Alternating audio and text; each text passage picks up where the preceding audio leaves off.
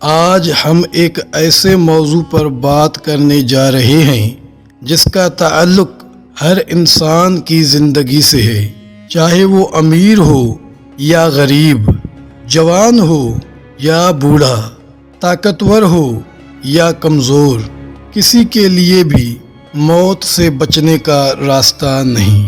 اللہ تعالیٰ قرآن پاک میں ارشاد فرماتا ہے، کل نفس ذائقۃ الموت، ہر جان کو موت کا ذائقہ چکھنا ہے، یعنی موت ایک اٹل حقیقت ہے۔ لیکن سوال یہ ہے کہ جب موت کا وقت آتا ہے تو انسان کے ساتھ کیا ہوتا ہے؟ روح کس طرح قبض کی جاتی ہے اور مومن و کافر کا حال کیسا ہوتا ہے؟ آئیے آج اس کو تفصیل سے سنتے ہیں۔ جب انسان کی عمر پوری ہو جاتی ہے اور اللہ کا لکھا ہوا وقت آ جاتا ہے تو سب سے پہلے موت کا فرشتہ حضرت عزرائیل علیہ السلام کو حکم ملتا ہے کہ فلاں بندے کی روح قبض کی جائے۔ رسول اللہ صلی اللہ علیہ وسلم نے فرمایا، جب مومن کی روح نکلتی ہے تو وہ ایسے نکلتی ہے جیسے پانی مشکیزے کے منہ سے بہتا ہے، یعنی مومن کی روح نہایت آسانی اور راحت کے ساتھ نکلتی ہے۔ اس کے چہرے پر نور آ جاتا ہے اور فرشتے اس کو خوشخبری سناتے ہیں، اے پاک روح، تو خوش ہو جا، تیرے لیے جنت کی خوشخبری ہے۔ لیکن کافر یا گنہگار انسان کی روح نکلنا بالکل آسان نہیں ہوتا۔ حدیث میں آتا ہے کہ جب اس کی روح قبض کی جاتی ہے تو وہ ایسے کھینچی جاتی ہے جیسے کانٹوں والے لوہے کو گیلی اون میں گھسیٹا جائے۔ بہت سخت تکلیف اور عذاب کا سامنا ہوتا ہے۔ رسول اللہ صلی اللہ علیہ وسلم نے فرمایا، جب مومن کی موت کا وقت قریب آتا ہے تو جنت کے فرشتے اس کے پاس آتے ہیں۔ ان کے چہرے سورج کی طرح روشن ہوتے ہیں۔ وہ جنت کے کفن اور جنت کی خوشبو لے کر آتے ہیں۔ وہ مومن کے پاس بیٹھتے ہیں اور کہتے ہیں، اے پاکیزہ روح، اپنے رب کی طرف خوشی خوشی چلو۔ لیکن کافر کے پاس سیاہ چہرے والے فرشتے آتے ہیں۔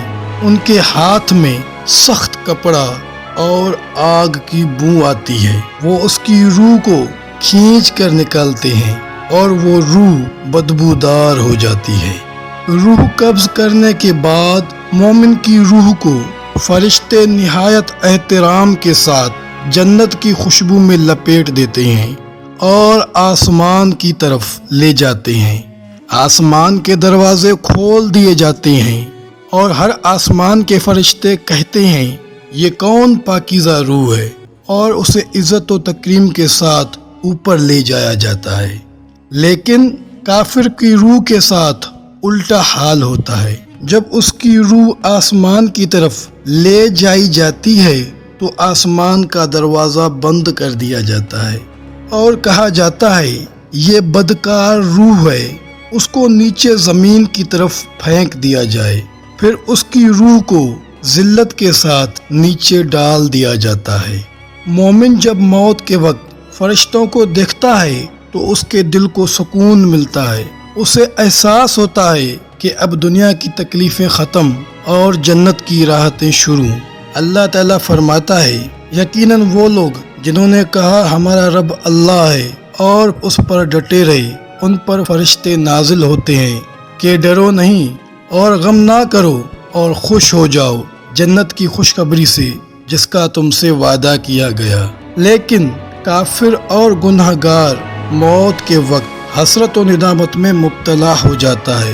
وہ کہتا ہے، اے میرے رب، مجھے واپس بھیج دے تاکہ میں نیک اعمال کر سکوں، مگر اس وقت واپس لوٹنے کا کوئی موقع نہیں دیا جاتا۔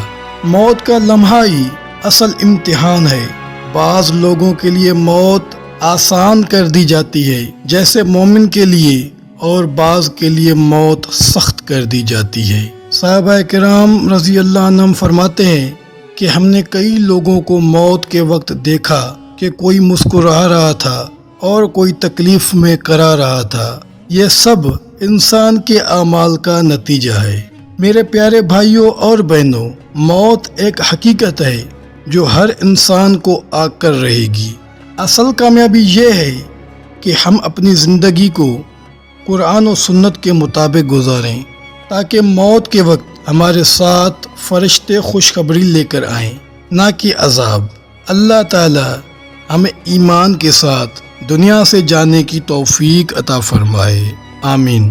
پیارے ناظرین، اگر آپ کو ہماری یہ ویڈیو پسند آئی ہے تو ہمارے چینل کو ضرور سبسکرائب کریں۔ شکریہ۔